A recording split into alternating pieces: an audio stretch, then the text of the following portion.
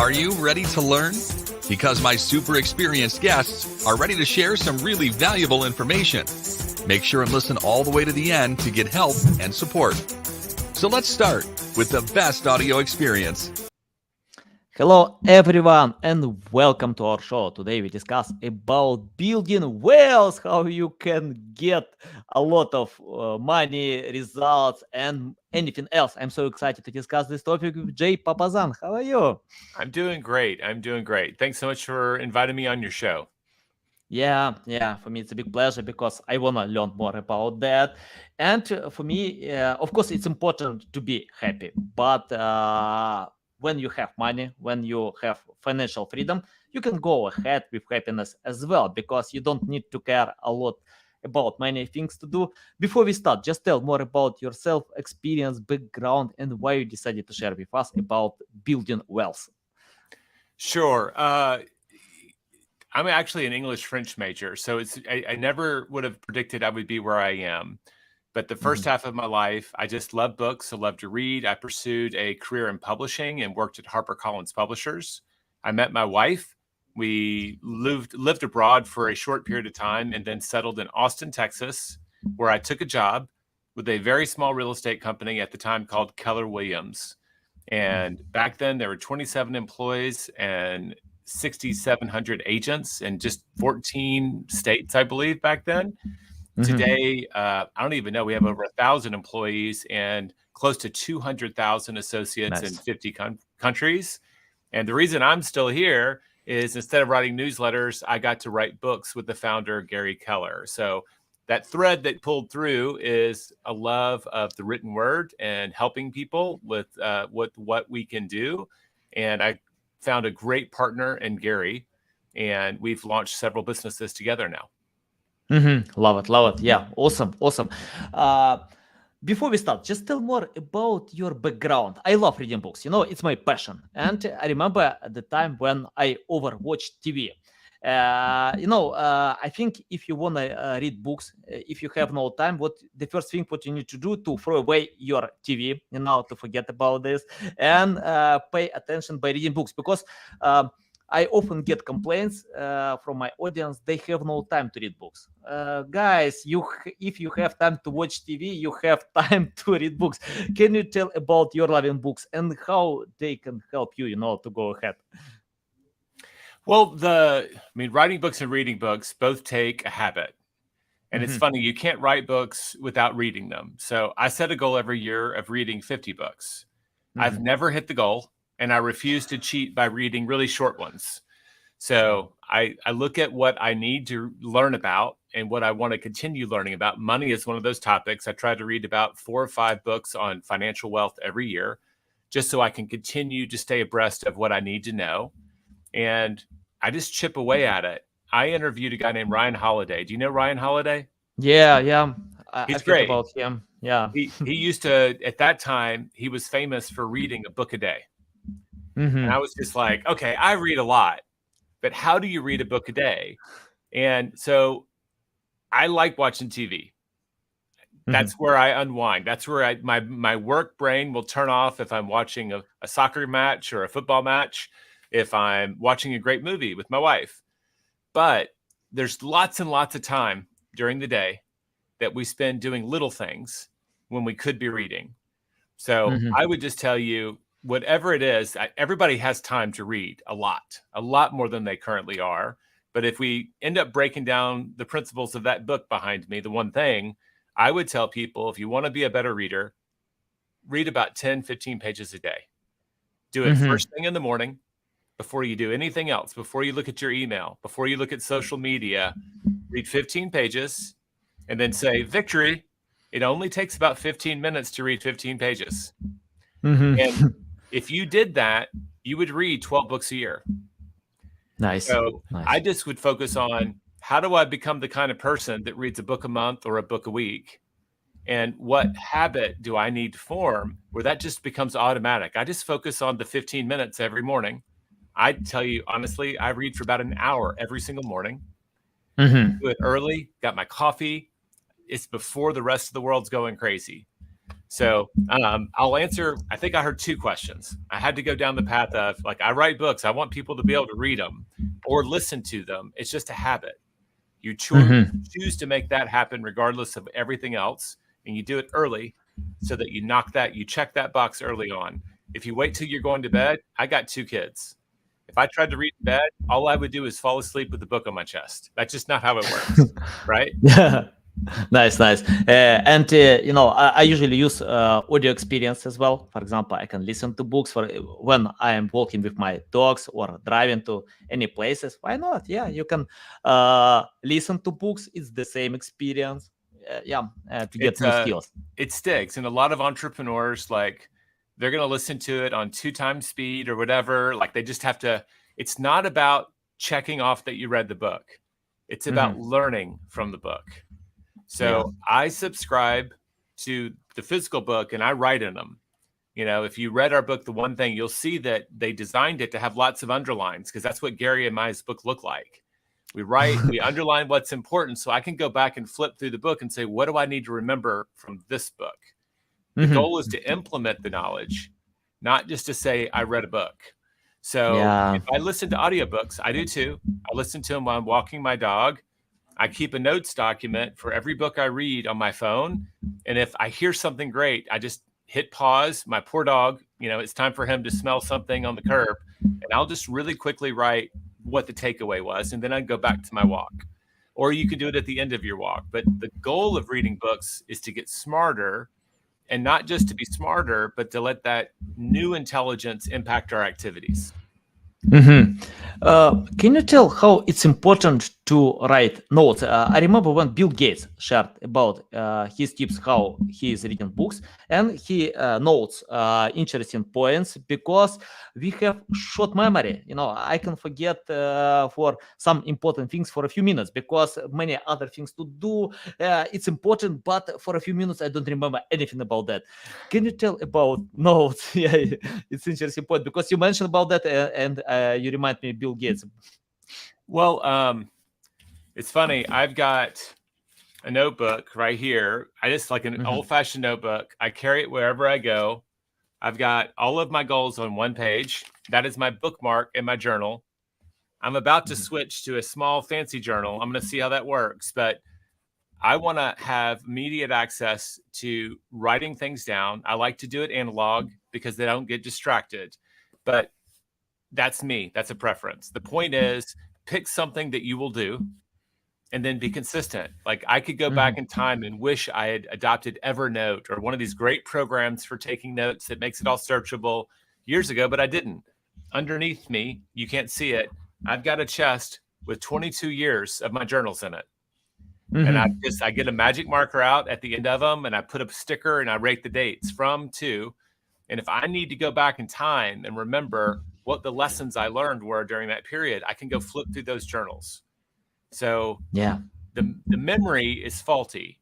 So we take notes, not just to say we did it, but actually the act of writing, physically writing it down, increases the likelihood that you will remember something, whether you ever reread it again. That's why I write the margins on business books. The good news is most business books, there's not a lot to write down. They're a one idea book.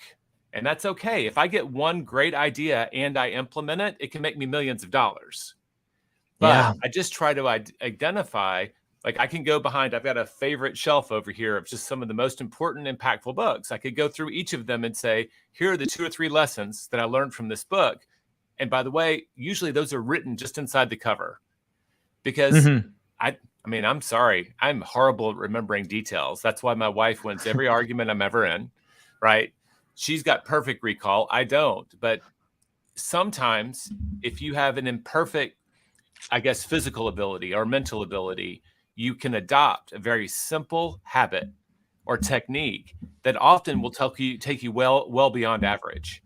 I have low average recall for things like the books I read.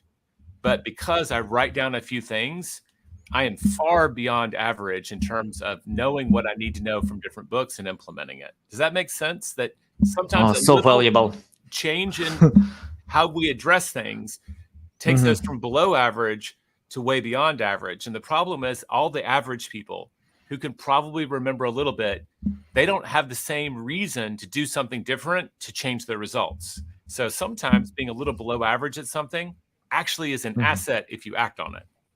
Nice. Love it. Especially about implementation. For example, you can read 100 books how to play soccer, but if you don't play, if you do nothing, it doesn't help you. You can be an expert in your sofa to tell how other soccer players are bad, to take this ball, but you need to play. So yeah, I agree 100% because implementation, execution, more important than reading, learning, and I think that I usually spend 80% of my time by acting, doing something, than learning. Learning is important, but doing is more important because you can get much better skills by doing something. Yep. I mean, everybody points to, Warren Buffett. He spends most of his time reading. Yeah. And for what he does, having a knowledge advantage matters. But he made the vast majority of his wealth on like 8 transactions. So he's one of those people, like a mental athlete, where he has to prepare. And his decisions, when he makes them, to buy, to sell, can have massive repercussion over decades. That's not the truth for most of us. If you're an entrepreneur, you got to wake up every day. You've got to get new customers. We call it lead generation around here. You're marketing, you're prospecting. You've got to convert them, and you've got to deliver value. And along the way, you have to manage the people side of your business and the financial side. So you've got all these hats. Am I lead generating? Am I lead converting? Am I delivering value? Am I helping my people and managing my staff and growing my culture? And am I following my financial rules so that I'm not just churning revenue, I'm actually earning a profit? So we gotta act. We gotta act and do a lot. Nice, love it. Okay, let's talk about bringing value. You mentioned a few times about value.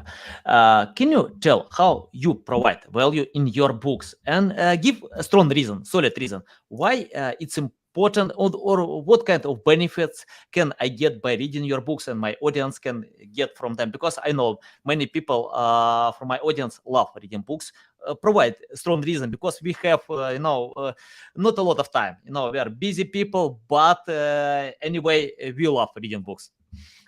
So in terms of the value, delivering value, I always go, there was a maxim, Reed Hastings, a quote, and I'm screwing up the quote, so don't quote me as quoting him, but the basic truth is, he said, as a business person, I'd rather be selling aspirin than vitamins. Yeah. And the whole idea is that people will choose a service or a product to relieve pain a lot faster than they will to bring some sort of nebulous value, right? Yeah. A vitamin, like I can't tell the difference from hour to hour after I take it. If I have a headache or my arm hurts from my workout and I take some aspirin, the pain goes away. So as a business person, that's the way I think. When Gary and I sat down to write, for instance, The One Thing, the first question we ask before we write any book is, what's the first thing the reader will say when they put it down? And what's the first thing they will do differently after reading the book? We have to be very clear. And then we analyze that. Like, we wanted people to ask the question, what's my one thing? And we wanted them to then take one step in that direction. And we identified that as the goal of the book. And we're like, okay, so how does that become aspirin and not vitamins? And if you read the jacket copy and how we position it, most people lack clarity. They don't really know why they're here, why their business exists. They're chasing all of these different things. They feel very busy, but not very fulfilled. So what we wanted to provide with The One Thing was a simple approach that brings daily clarity so that the choices they make stick and they get more results for them. So instead of just doing a bunch of stuff and coming home in a sweat, and your spouse or your partner says, how was your day? You're like, I was really busy. Well, what did you get done? You're like, I don't know. I sent a lot of emails. I read a lot of emails. I make, like the clarity of what's the one thing I have to do today to get me closer to my goals, and knowing exactly what that is. It's not complicated, but it's not easy either. And we wanted to give people a practical framework to live that idea. Nice. Yeah. Prevention costs significantly less than treatment. And I remember when someone from my team asked me, "Do we need to pay for antivirus?" I told them, "No, we never use them." And after that, for a few months, our website was hacked. We lost like 100K, for a few months. And after I got it, so I saved $100 to take this antivirus and then pay the 100K, and it's not only about me. Many other people as well, they say they don't think about prevention, think about just treatment, because when you have this illness, you can pay everything what you have. The saying in English is an ounce of prevention is worth a pound of cure. Yeah, Right? love it. Let's talk about building wealth. Can you tell what it's important to consider to build wealth? I remember when Gary Vee replied to this question, he told, "You think it's about investment? Not. It's more about saving." He saved all money that he couldn't buy a cup of coffee or anything related, because he could save some money and invest in the right way. Can you tell about your the most important thing, to build wealth? We wrote about this in our book, The Millionaire Real Estate Investor. And what I love, Gary and I both come from this philosophy of tell me the most important thing and then put it in an order that I know what step I need to follow. So I'll just preface it. Like, I work in the real estate industry. We're very biased. I feel like the most wealth that I see created at the end, not the beginning, is going to be in real estate ownership or business ownership. They have the highest rates of return. They also can come with jobs because they're active ownership of businesses and real estate, and they can come with some risk, but they have the highest level of returns. So I'm going to go all the way to the beginning. The most important thing that you have to understand for becoming wealthy is why it matters to you. If you just want to be rich and have a fancy car, it's probably not going to give you the motivation to do the hard things that you need to do for many years in order for have that come true. So whenever I'm teaching a wealth workshop, I get people not just to focus on what do you want your life to look at, but what will this do for you? And I usually ask one extra question, Anatoly. So you want to become a millionaire. What does your life look like if you fail? And I want to really have them look hard at, I'll still be fighting with my spouse about money, or I'll still be month to month with my bills. I want to remind them of the pain, back to that aspirin versus vitamin conversation, of not taking action, and have that very clear in their minds. If I don't become wealthy, I'm going to be just like maybe my parents or my uncle that struggled with money their whole life. Focusing on the car or the helicopter to work, that's fancy and funny. That actually isn't what motivates 90% of the people I've interviewed to really do the hard work. Step number 2, I love Gary Vee. If you never save any money, you'll never have any money to invest. Just a fact. So you have to, I say it a little differently. You have to learn to live below your means. If you make, I'm just going to throw out an even number, you make $10,000 a month. You have to learn first to live on $9,999 a month. And then hopefully my wife and I learned how to live on $6,500 of that. We lived on about 65% of our income, and we invested the rest. Earlier you are in your life, the younger you are, that you can put big chunks of money into investments that compound over time, whether that be stocks or bonds or real estate or businesses, the longer that timeline has to work in your favor. So figure out why, learn to live within your means, and then invest the difference. And this is where it gets a little complicated. How long do you have before you need to be financially free? For me, I define wealth as having the passive income to finance my life mission without having to work. So I'm going to invest in things, and at a certain time in the future, I will be able to live my life on passive income and therefore I can just purely live whatever my purpose is. And how much do you want? My wife and I started off with $75,000 a year as our goal. I'll be honest with you. We got very good at this game, and we looked up and we said, well, what would it look like if we had 500,000 a year? Now we're asking the question, what does it look like to have 1.5 million a year, and so on and so on? You get to ask bigger questions along the way. We could barely imagine $75,000 a year in the beginning, but that's where we were. We had $2,000 in net worth. So how long do you have to get the assets that will deliver that? And that determines what the rate of return needs to be. If you've got 10 years, you're probably looking at, if you're at 0 today, you need to be investing in assets that will yield 18 to 25% year-over-year returns to really become wealthy in a short period of time. If you've got longer, man, it could be 14 or 9. If you're like, I'm 21 years old, I'm not going to stop working till I'm in my 50s. You've got time to help you compound it. So that's a little bit different. So the habit that we formed starting the very first time, and this was in 2002 that we had this conversation, my wife and I, every single month, we calculate our net worth. Do you know? I'm assuming you know what that means. Should I explain it for your listeners? Of course. Yeah. Go ahead. Just get out a spreadsheet or whatever. You add up all of your assets. That's all the things you own that have real value. Your cash, your stocks, your bonds, your house. Like, what's the equity in your house? And then you go down and you add up all your liabilities, all the things you owe. What's my credit card debt? Do I have debt against my car, against my house, etc.? It's for my school. And then you subtract the liabilities from the assets, and the bottom line is your net worth. It's like a net income sheet where you have, here's my revenue minus my expenses is my net income. Now I have another sheet of paper. What's my assets minus my liabilities is my net worth. When we started adding that up every single month, well, first off, in the beginning, there wasn't much to add up, right? We had our first house, we had 2 401ks and whatever we had in savings, and then whatever debt we had. So it was very simple. It just took a few hours. Today, it takes a lot more time to calculate because we own like 11 businesses.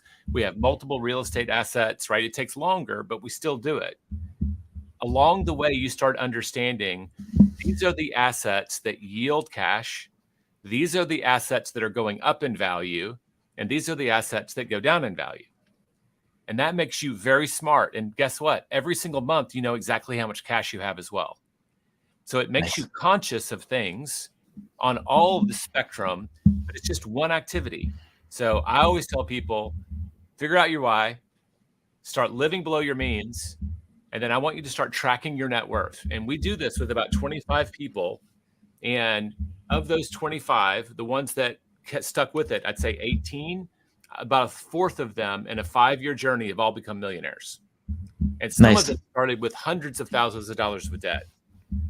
So it's not easy, but it's not complicated. I'll say that again. Most of big success in life is not complicated. It's just not easy. And we tend to make it complicated in an effort to make it easy. The truth is, you just have to do the hard work. I'm not going to buy that TV. I'm not going to buy a new car. I'm going to drive my beater car for another year, and my friends will make fun of me, but I'm going to save money so I can invest in an asset. And that's an act of faith that 5-10 years will have multiplied in value to make me free. Most people are unwilling to do those things that are not going to pay off till the future. They want the car today. They want the TV today. They want the new shoes today. That's why you have to go back to my number one thing. If you're not really clear in your heart why this is important to you, you'll sabotage yourself throughout. Now, you're in my soapbox. I love talking about wealth. I'm going to give it back to you. I'm sorry, I just monologued on you on your own podcast, but I'm passionate about this. Does that make sense to you? Of course, good tips. I'm going to share this episode with my wife, because I have my spreadsheet. I use Google spreadsheet, to count all my money that I have. Yeah. By the way, I'm doing every single day. It's not hard to spend like 5 minutes to check out, to calculate, to predict, because I know, for example, about my wife, she can spend like 20,000 and don't think about that. Right. You know, just buy some things that we don't need at all. So we are working on that. Okay, let's talk about habits. For example, you know, Well, can I give you one bit of coaching there? yeah. Start doing it with your wife. There's no Yeah, judgment. good advice. Just say, hey, I want your help. I'm going to share the spreadsheet with you, and we're going to Mhm. alternate turns, and I'll help you do it. But every month, you do it every day. That's more often than I check on my money. I look at it once a week now, but Mhm. I update it once a month, and we look at it together. But Wendy and I did that together. So no matter how good your habits are, someone with bad financial habits can undo all of your good work. And I see this in lots of couples, which is why we do a couples goal setting retreat. We do all these things because if you can get on the same page about where you're going, why it's important to both of you, to your family, and then y'all can have meaningful discussions around, well, should we spend 20,000 on this or not? Or Yeah. should we save it to next month? But you can't be your wife's coach. Your job's to be your husband. So to do it together, it's delicate balance there, right? Let her experience a mistake and then see what it does to your net worth. They start to make the connections. And then once you become partners, it accelerates things amazingly. So valuable. Yeah, love it. I'm sorry, I just coached you. Thank you for giving me permission. No, it's valuable. Okay, let's talk about building habits. For example, or change bad habits to good ones. Because, you know, people, for example, understand that eating junk food is not healthy. They know about smoking, drinking, many other stuff. Or watching TV or playing online games, it doesn't help. And they know it's bad. But you need to develop these good habits. They know that good habits are good, but they still doing bad habits. Can you tell from your experience how to change this attitude to building good habits? Well, we studied this for almost 4.5 years to write the one thing. So it's not like Atomic Habits where it breaks it down like an engineer would into minute detail. And that's a great book I recommend people listen to or read, Atomic Habits by James Clear. Mhm. What we learned is it takes about 66 days on average to build a habit.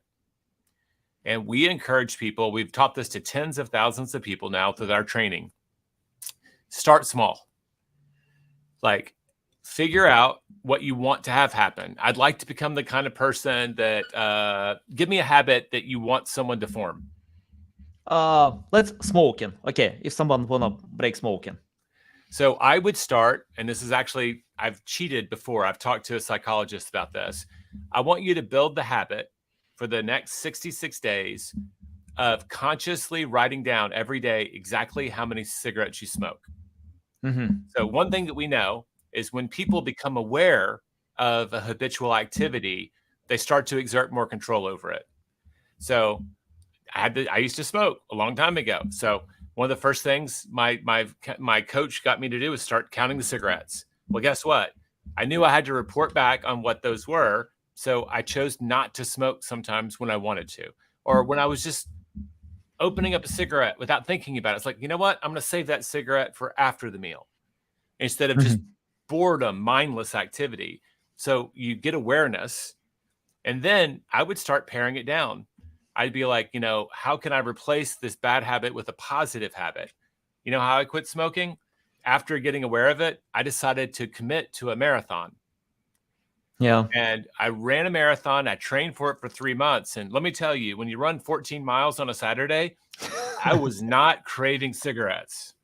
So I tried to, the research says it's harder to stop a bad habit than it is to build a new habit. So I would rather replace, like, what does that do for me? Right? What is that? So I replaced cigarettes with mints. Like, okay, I've got this oral thing I've got to do. So I'm just going to do this. I'm going to put a cinnamon mint in every time I want a cigarette when I'd actually gotten on the other side. And I wanted to run. So I would go out and I'd make myself run. And I fell off the wagon a few times, but I managed to do it. So I would just say that's one of the hardest habits in the world to break. It's incredibly addictive, and I want to give everyone grace. But building a habit starts with getting very clear on the activity. I would tell you to start very small. because usually if you just get started, you tend to do a lot more than you expect. BJ Fogg is an amazing scientist and behavior guy. He got 10,000 people to start flossing their teeth. And the goal was, after I brush my teeth, I will floss one tooth. And it doesn't even make sense. Like, why do I floss one tooth? And he goes, 90% of flossing your teeth is picking up the tooth floss. And if you floss one, you're probably going to floss them all, or at least you don't break your own momentum. You know, I did it today. I did the minimum. Tomorrow I'll do better. And building and keeping momentum matters a lot more psychologically than we think. That's why this start with the smallest domino is our language. Use the smallest thing that you can do and then build on that habit. Yeah, love it. Yeah, I replaced my bad habit to overwatch TV just by reading books now. Yeah, it's close, it's similar, and when I read books, I get the same experience, and I got an even better experience. Just you need to build this habit. It's so good for your mind, you know, especially getting your kids, for them to see you reading books instead of watching TV or playing video games. That's great parenting if you've got kids. Yeah. Okay, let's talk about patience. I see when people are impatient, they wanna get quick results, and they give up because they can't get results. I know that many people, even Gary Vee, mentioned that he spent like 7 years from 7 p.m. to 3 a.m. On Twitter just to build his network. That was not for a few days, months. It took years. Can you tell about patience? Because content creators give up all the time. You know, for example, in one study, I found that 50% of people don't record the second episode because they can't get results from the first one. I don't know how to get results from the first episode because I got my best sponsorship after recording like 100 episodes. Right. Yeah, after that, I got Hrefs, C-Rank, and many others who can pay me for my activity. Tell about patience, Mom. Well, there's a great study called the Marshmallow test. Have you ever heard of that? No. So it was an experiment done on, I think the kids were like 4 or 5 years old, and the researchers gave them a marshmallow, and they also had a choice of a cookie or something else, but the marshmallow is what caught on. And they said, if you cannot eat this marshmallow for, 3 minutes, you get to have 2. And then they videotaped the kids. And the kids, I mean, if you look this up, it's one of the funniest videos you'll ever see. I mean, they're just dying. And they're like, they'll break off little pieces and start cheating. Like, it's so, like, just in a few minutes, if I can just not do this, I'll get twice as much. And so that in itself was a wonderful human experiment. Well, the interesting thing, I think the doctor's name was Michel, Michel. It's like a French name. And his daughter was one of the subjects. And so he kind of was following her classmates throughout the years. And about, I guess, 15 years later, they're going off to college. He had the idea, let's check in on all of those kids. The kids that were able to resist the temptation to eat the marshmallow and get the second reward. So they were able to delay gratification, had lower rates of addiction, lower rates of obesity, higher grade point averages. Like, you just go through the list. So without a doubt, if we can find a way to delay our gratification, the rewards are enormous. And in wealth building, the number one rule of wealth building, like if you are investing in something that compounds, is don't interrupt the compounding. Do not visit your money, right? Don't sell it and then look at it and pay taxes on it and then try to put it back to work. If your money is working hard, do not interrupt it. But impatient people do it all the time. They want to spend some of it. They want to do this thing. So, oh gosh, I'm going to go back again. If you're very clear about the journey and why it's important to you on a deep, like this is my one thing, like I want to make an impact. First, I wanted to be financially free. And my wife and I got very, very clear. We never wanted to work for someone who we didn't want to work for. Like, I've interviewed people in my businesses that cry in the parking lot before they go into work. They hate their job. Yeah. They hate their employer, but they feel trapped.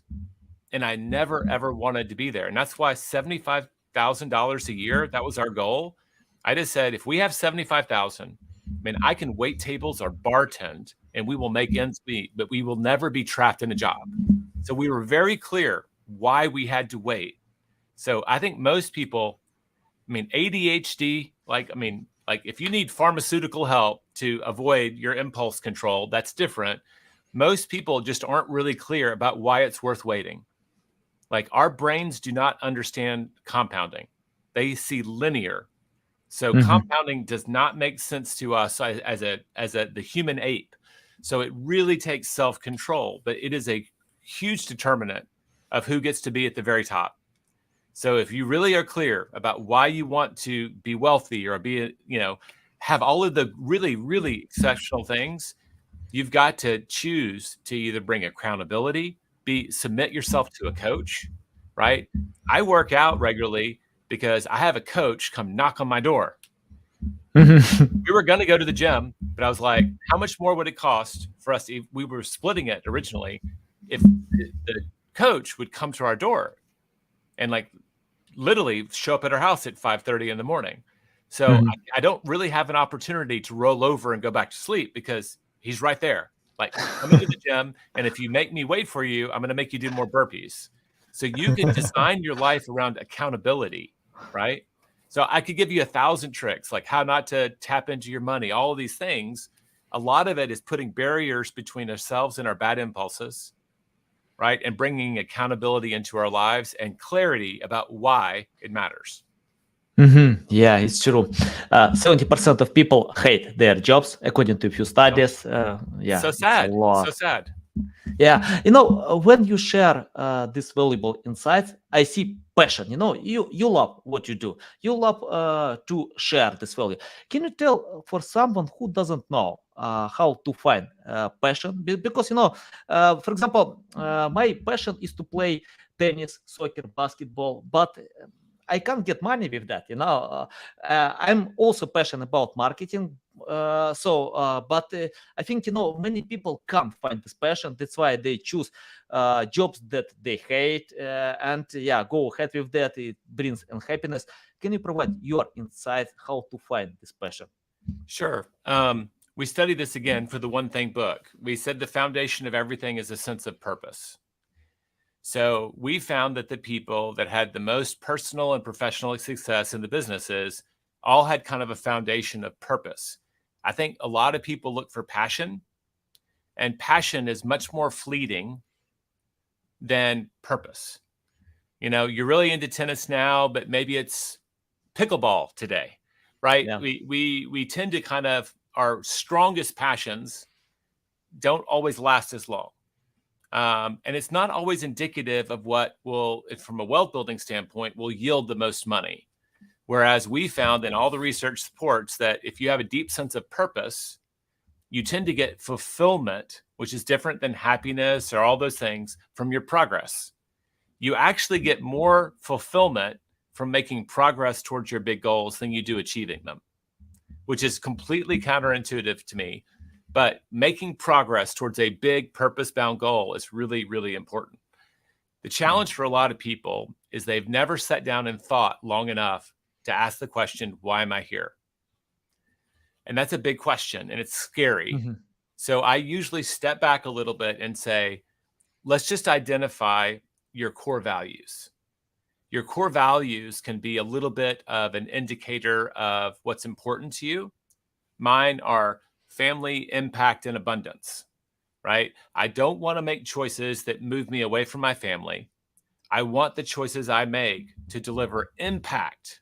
I want to make an impact. And I'll tell you, it almost needs to be impact, family, and abundance, because I make more decisions based on my desire to make an impact than anything else. And then abundance represents, I want to create abundance with what I do for me, my family, and for other people, right? I don't want to be playing a zero-sum game where I win and you lose. There are other choices out there, and I want to play games that have that exponential benefit to them. And so I'm very clear. And if something that is going to take a lot of my time or my energy or my resources, if it doesn't score a 9 out of 10 on all three of those, it's a no. Yeah. Sometimes I look up and I've already said yes, and I'm like, well, crap, this is taking me away from my family. It's not going to have the impact I wanted. And boy, it's not like I can see that it's a 5-5-5. I then try to remove myself if I can do it. So there's a lot of exercises. We actually created, there's a company out there called Best Self Company, and I know the founder, and we created the core values deck. It's not unique to us. It's an actual psychology exercise that's in the public domain. Oh, I hear somebody's dog saying hello. Yeah. That's all right. It's real. This is all happening in real time. But it's a simple exercise that you can do to walk through, identify your core values. And then I usually tell people, now date them a little while, right? Write them down. At the top of, I showed you my goal sheet. At the very top of it, you can't read it, but it says family impact and abundance. So when I look at my goals every day and I try to remind myself of my values so that I'm making great decisions around my goals that honor my values, I think that is getting us in the direction that you want us to go. That'll get us towards purpose. Like if I'm pursuing my values for a long time, at some point, like Elon Musk, I want to provide a second chance for humanity if the earth goes away. So I'm going to make everything I'm doing aim towards how do we live on Mars or whatever it is. I think that's his big purpose statement. But that takes time. I think you have to date those values, refine them. They might change a little bit, but I do love them because they give you a compass. Does this align with my values or not? That helps you say yes or no to things. And frankly, I don't want to live a life where I'm having to say yes because it makes me money, but it doesn't align to my values, which goes down to the very beginning of my journey with my wife. I wanted to go to Hell Fund. I never wanted to work for a bad boss or work in a horrible industry. I wanted to build my wealth so I could make better choices with my time. Love it. Yes. So encouragement. Love it. So valuable. I have the final question. Sure. Let's imagine you started from scratch without any experience, knowledge, skills. What will you do today to build your wealth? I think I would have been braver about investing in businesses earlier. And we don't really invest in them. We just save up money and start them. So we were about 6 or 7 years into our journey before we launched our first business. And what's great about small businesses is that if you're successful, you learn a lot of great skills, but they can generate a lot of cash flow that you can then invest. So we lived on my salary the entire time. We still try to keep our lifestyle in that boundary. And the money we make from the other things allows us to have our fund and our investment. So I guess for 10 or 12 years, everything my wife made from that first business, either we reinvested in the business to make it go faster, or we used it to pay down our debts or buy assets. And we just tried to keep our lifestyle around my salary. And my salary was going up, right? I was a decent employee. I'm still here. So, but it doesn't go up fast like business income can. So we just kind of use that strategy. So be braver earlier. But I mean, I told you, I'm an English French major. This was all very new. I'm proud of myself for going to my wife and saying, I'd interviewed 120 millionaires in 1 year. That's what started this whole thing for us. I was like, do you want to do this? Do you want to start? Do you want to become an investor? And she goes, sure, why not? She's an adventurous one. I'm not. But it was very scary back then, and we took baby steps. I kind of wish we'd been braver and ventured in some of the things that magnified our success a little earlier. Nice. Yeah. Thanks, Jay. It's a big pleasure to get my show, to learn from you. Tell our audience how they can reach out to you, learn more about you, follow you. I would tell them, well, first, my name, Jay Papasan. I think there's only one on the whole planet. So they can Google me and find me. I can't hide. But most of the stuff we talked about is going to be at theonething.com. If they go to theonething.com with the number 1, there's a free resource for doing a goal setting retreat with your spouse, which I brought up. That can lead you into our podcast. I know that we did one. Gary and I did a whole season of Think Like a CEO on wealth building. So there's stuff out there that hopefully they can tap into. It's all free. I would love it if they bought our books, but that's not required because I'm here to make an impact. I would like them to start making more informed choices about their life. And if they took all of that for free, I bet they would tell people about me later on, and somebody would buy the book somewhere along the way. And I'm happy with that outcome. Yeah, love it. Guys, you can find all these links in the description below. Listen us on Apple, Google, Spotify. Thanks again for your time. A big pleasure. Welcome back anytime and to share more value. Guys, you need to follow Jay. You need to read his books because you can see a lot of valuable insights. Love you. See you.